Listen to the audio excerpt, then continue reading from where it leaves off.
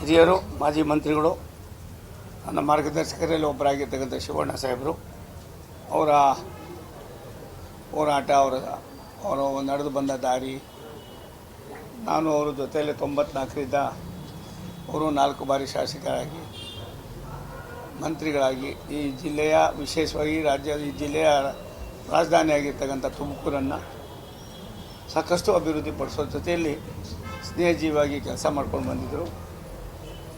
ಕೆಲವಾರು ಕಾರಣಾಂತರಗಳಿಂದ ನಾನು ಕೂಡ ಕೆಲವಾರು ತಪ್ಪುಗಳನ್ನು ಮಾಡಿ ಒದ್ದಾಡ್ತಾ ಇರ್ತೀವಿ. ಸ್ವಲ್ಪ ಸ್ವಾಭಿಮಾನಕ್ಕೆ ಧಕ್ಕೆ ಆದಾಗ ಯಾರೋ ನಮಗೆ ಗೌಣ ಆಗ್ತಾರೆ. ಅದೇ ರೀತಿ ತಮ್ಮ ಸ್ವಾಭಿಮಾನಕ್ಕೆ ಎಲ್ಲ ಒಂದು ಕಡೆ ಸ್ವಲ್ಪವೂ ಕೂಡ ನೋವಾದರೆ ಅದನ್ನು ನಾನು ಸಹಿಸೋನಲ್ಲ ಅನ್ನುವ ಒಂದು ದೂರದೃಷ್ಟಿಯ ಸಂದೇಶವನ್ನು ಕೂಡ ಕೊಟ್ಟಿದ್ದಾರೆ. ನನಗೆ ಆ ಕುಟುಂಬಕ್ಕೂ ನಮಗೂ ಅವಿನಾಭಾವ ಸಂಬಂಧ. ಪರಮ ಪೂಜ್ಯ ಸಿದ್ಧಗಂಗೆಯ ಶ್ರೀಗಳವರ 10 ಕಾರ್ಯಕ್ರಮಗಳನ್ನು ನಾವು ಶಿವಣ್ಣವರು ಒಟ್ಟಾಗಿ ಮಾಡಿದ್ದೇವೆ. ನಾನೇ ಬೇರೆ ಪಾರ್ಟಿ, ಅವರೇ ಬೇರೆ ಪಾರ್ಟಿ.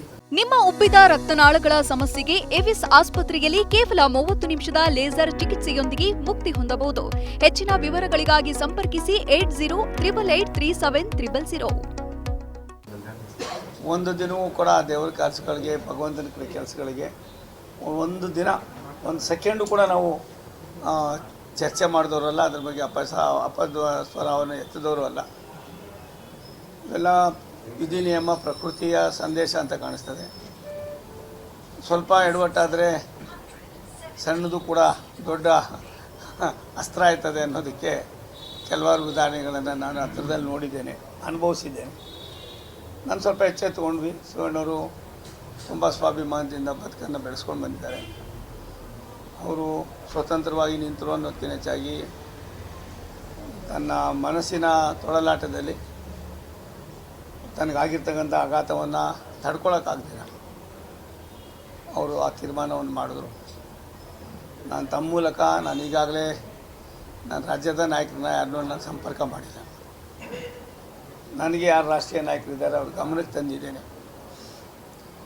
ಮುಂದಿನ ತೀರ್ಮಾನವನ್ನು ಶಿವಣ್ಣ ಸಾಹೇಬ್ರಿ ಏನು ತೀರ್ಮಾನ ಮಾಡ್ತಾರೆ ಅದಕ್ಕೆ ನಾನು ಅವ್ರ ಜೊತೆಯಲ್ಲಿರ್ತೀನಿ.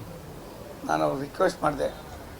ನಾನು ಅನಿರೀಕ್ಷಿತವಾಗಿ ನಿಮ್ಮ ಕ್ಷೇತ್ರಕ್ಕೆ ಬಂದಿದ್ದು, 2 ಕಡೆ ನನ್ನನ್ನು ನಿಲ್ಲಿಸಿ ನಾನು ಈಸಿಯಾಗಿ ಗೆಲ್ತಾ ಇದ್ದಂಥ ಕ್ಷೇತ್ರವನ್ನು ಬಿಟ್ಟುಕೊಟ್ಟ ಮೇಲೆ ನಮ್ಮ ರಾಷ್ಟ್ರೀಯ ನಾಯಕರು, ವರಿಷ್ಠರು ನನ್ನ ಮೇಲೆ ನಾನು ತೆಗೆದುಕೊಂಡಂಥ ಕೆಲವು ತೀರ್ಮಾನ ಮತ್ತು ನಾನು ಆ ತೀರ್ಮಾನದಿಂದ ಆಗಿರ್ತಕ್ಕಂಥ ಆಘಾತವನ್ನು ಕೂಡ ಮನಗಂಡು ತುಮಕೂರು ಕಳಿಸಿದ್ದಾರೆ. ಬಂದಿದ್ದೀನಿ.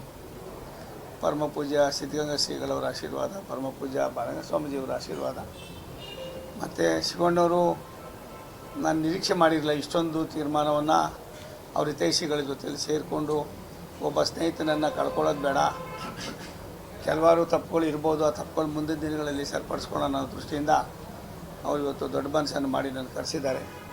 ನಾನು ವೈಯಕ್ತಿಕವಾಗಿ ಅವರಿಗೆ ಮತ್ತು ಪಕ್ಷದ ವತಿಯಿಂದ ಮತ್ತು ಎಂಥ ಸಂದರ್ಭದಲ್ಲೂ ಕೂಡ ನಾನು ಸಾಯೋ ತನಕ ಅವ್ರ ಜೊತೆಯಲ್ಲಿ ಇರ್ತೀನಿ. ದಯಮಾಡಿ ಅವ್ರ ತೀರ್ಮಾನ ಏನು ತಗೊಂಡು ಘೋಷಣೆ ಮಾಡ್ತಾರೆ ಆ ತೀರ್ಮಾನಕ್ಕೆ ನಾನು ಬದ್ಧಾಗಿರ್ತೀನಿ.